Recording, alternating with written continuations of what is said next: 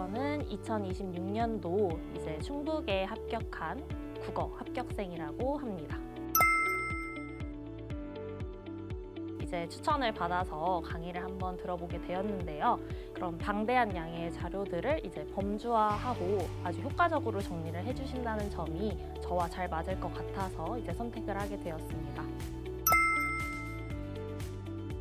저는 일단 구조도랑 한판 두 가지 측면으로 이제 말씀을 드리고 싶은데요.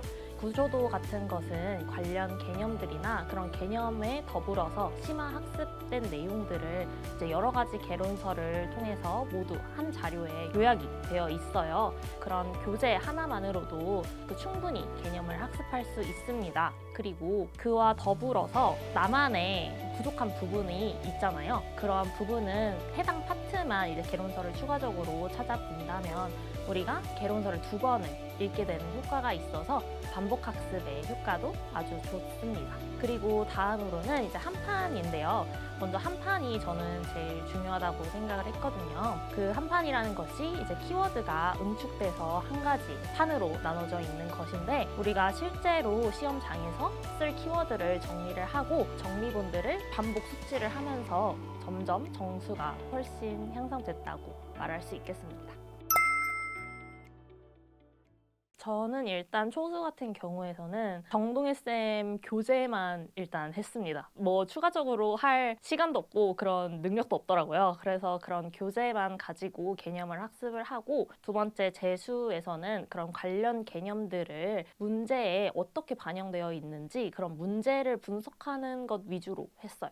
그 다음에 세 번째 삼수를 했을 때는 전체적인 문제의 흐름이나 기출의 유형도 파악을 했고 개념도 알게 됐으니까 그런 이와 관련된 심화 이론이 무엇인지 개론서를 좀 주되게 읽었고요.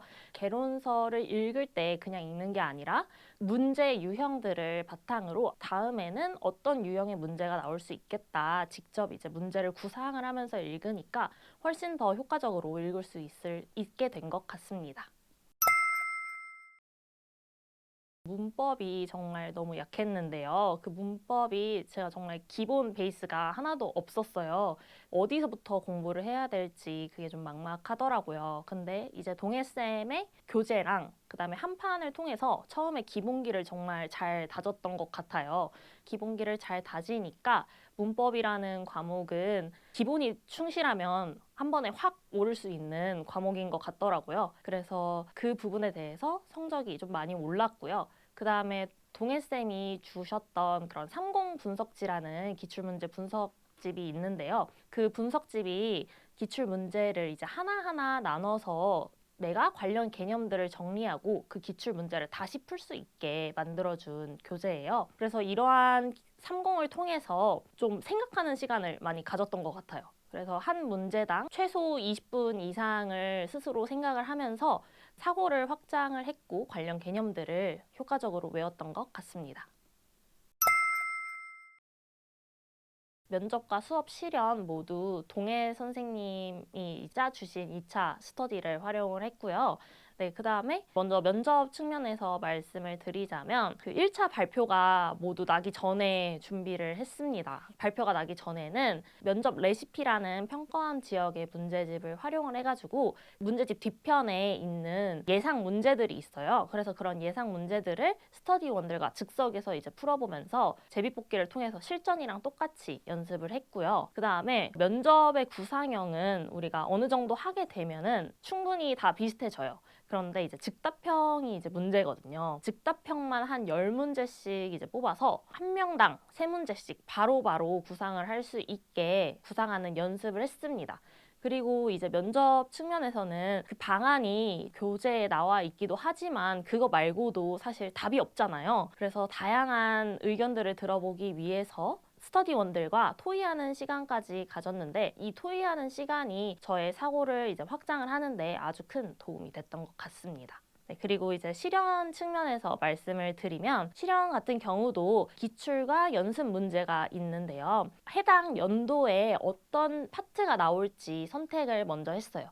그래서 이번 파트 같은 경우에는 이제 국교에서 작문이나 독서가 나올 것이다 라고 예상을 해서 특히 작문을 주로 연습을 했고요. 작문 측면에서 관련 예상 문제는 무엇이 있었는지, 그리고 기출 문제는 무엇인지 스터디원들과 함께 풀어보는 연습을 했습니다. 여러 가지 문제를 풀어보는 것이 좋은지, 아니면 한 가지 문제를 반복해서 풀어보는 것이 좋은지, 그것에 대해서 고민을 좀 많이 해봤는데요. 저희 스터디원들이 선택했던 것은 한 가지 문제를 조금 더 완벽하게 풀어보는 것이 중요하다고 생각해서 여러 번 반복 학습을 했던 것 같아요.